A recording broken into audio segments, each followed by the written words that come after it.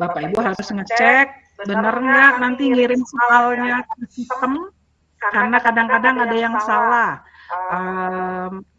Pengen ngirimnya ke saya metodologi penelitian, metris, taunya ngirimnya mata kuliah, misalnya economic managerial saya. Ya kan saya nggak bisa kasih nilai ya, jadi nilainya ya 0 gitu. Jadi cek ulang kalau mengirim jawaban UTS atau UAS ke semua dosen, bukan cuma ke saya, supaya tidak salah kirim, jangan sampai salah kamar ya. Oke. Nah, itu pengerti tentang nilai. Kalau untuk buku mata kuliah bisnis research method ini, mangga Bapak Ibu silahkan beli satu textbook buku bisnis research method ini. Ya, boleh siapa saja. Mulai kalau yang dari luar mungkin Bapak Ibu bisa pakai UMA sekarang Business Research, cari edisi terbaru, atau Cooper bisa. Kalau yang dalam negeri mungkin Bapak Ibu bisa beli buku metode penelitian karangan Dr. Zulkarnain. Nah, beliau adalah dosen Widyatama, sekarang dosen di S3, karena kita sudah membuka S3. Beliau adalah Prodi S3 Widyatama. Nah, bisa beli buku itu. Ketuanya siapa, Bu? Oke, silakan. Ya, karang metodologi riset untuk bisnis, riset dan manajemen, karangan Dr. Zulkarnain. Atau Bapak Ibu mau pakai Subono, mau pakai Nur Yaman, mau pakai Nasir, mangga silakan. Tapi beli satu buat pegangan Bapak Ibu, karena itu akan bermanfaat buat Bapak Ibu bukan hanya dalam mata kuliah saja, tapi dalam pekerjaan juga insya Allah bermanfaat. Oke? Nah, itu yang untuk metode riset. Oke, bukunya. Jadi sudah ada topik-topiknya sudah dijelaskan dalam RPS. Bapak Ibu kan sudah pengalaman meneliti, ya enggak? Iya, S1 dulu, Bu, skripsi. Nah, S1 dulu bikin skripsi, ya. Masih ingat nggak gimana pengalamannya bikin skripsi gado-gado, ya. Ambil kepercayaan skripsi, buka 5 skripsi, paragraf 1 ambil dari ini, cepat, paragraf 2 ini, paragraf 3, jadilah latar belakang, ya kan? Betul. Nggak apa-apa, sama-sama semuanya gitu kita, ya. Nggak apa-apa, itu memang metode yang biasa kita pakai. Nah, cuman kita kadang-kadang lupa dengan hak cipta, hak atas kekayaan intelektual. Jadi kalau kita copy paste itu sama juga namanya kita mencuri.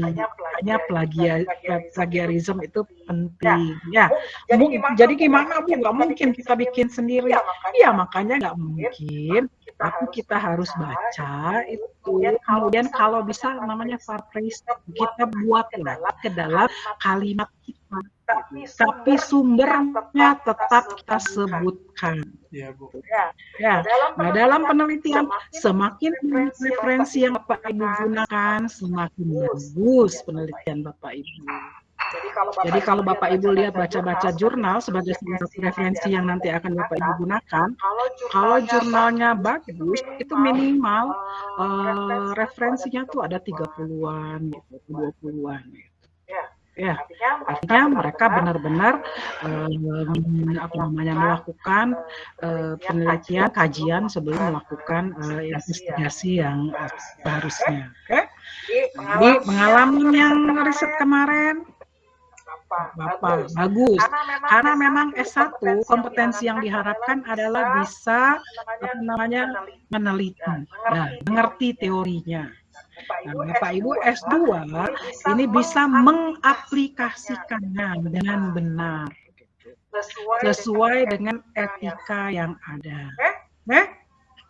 Oke. Nah, jadi mungkin akan lebih bagus nanti kalau di sini ya latihannya. Jadi Bapak Ibu minimal nanti saya harapkan dalam penelitian tesis ini Bapak Ibu benar-benar melakukan penelitian yang sesuai dengan konsep-konsep yang sudah kita pelajari supaya nanti bisa lebih berkembang.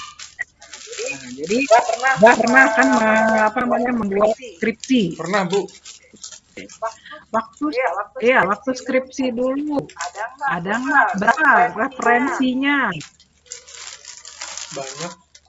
Ada 3. Apalagi lama Pak, Bu. 3 sampai 5, 3 sampai 5 skripsi senior. 3 sampai 5 Iya, skripsi. senior.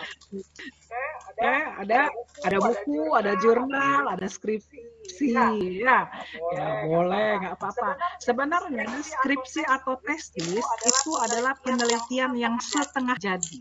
Boleh dijadikan referensi, tapi belum matang. Yang bisa dijadikan referensi yang bagus itu apa? Artikel jurnal, ya, atau buku textbook yang sudah ada. Oke?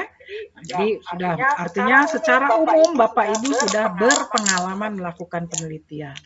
Jadi kita sekarang sudah tahu bahwa penelitian itu merupakan kompetensi yang sangat penting, baik Anda sebagai mahasiswa, sebagai individu, ataupun sebagai manajer atau karyawan. Kenapa? Karena penelitian ini akan membantu kita mengenali permasalahan dengan baik dan bisa mengembangkan solusi yang dapat menyelesaikan masalah. Dalam kehidupan sehari-hari Bapak Ibu juga selalu melakukan penelitian, mau formal ataupun informal. Sama aja misalnya, bertanya-tanya mana yang terbaik. Tadi mau kuliah, jangan gitu ya. Siapa dosennya, siapa aja yang datang, kira-kira gimana. Nah, itu kan juga sudah merupakan pengumpulan informasi. Atau Bapak Ibu ada banyak calon-calon nih yang mau dipilih. Ya kan melakukan penelitian latar belakang, penelitian tanya-tanya, observasi, wawancara, dan lain sebagainya. Itu sudah Bapak Ibu lakukan.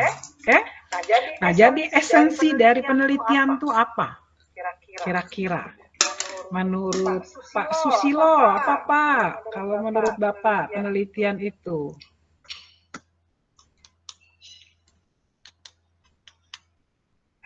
Bahasa Bapak aja, nyantai berdasarkan pengalaman kemarin kita brainstorming aja.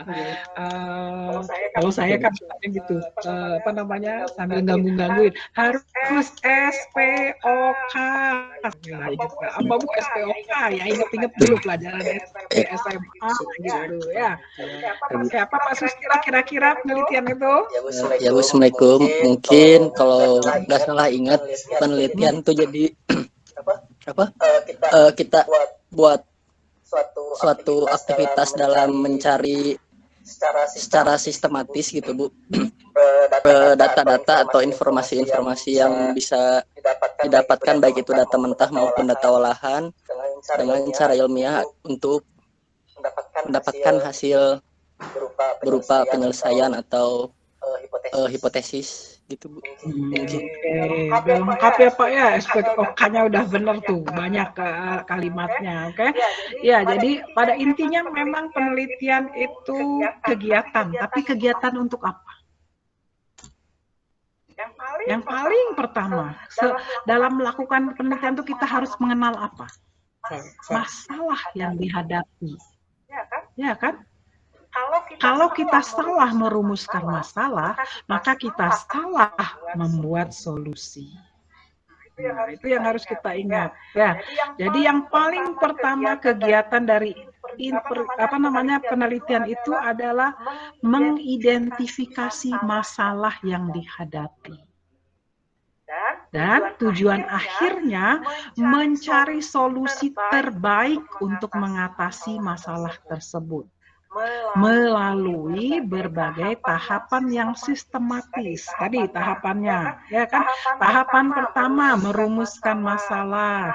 Tahapan kedua kita mencari literatur atau teori-teori yang sesuai dengan permasalahan kita. Kemudian baru kita mengembangkan kerangka pemikiran kita. Dari kerangka pemikiran ini baru kita membuat hipotesis. Ya. Nah, baru kita mulai masuk gitu untuk mencari gimana nih mengumpulkan datanya, siapa yang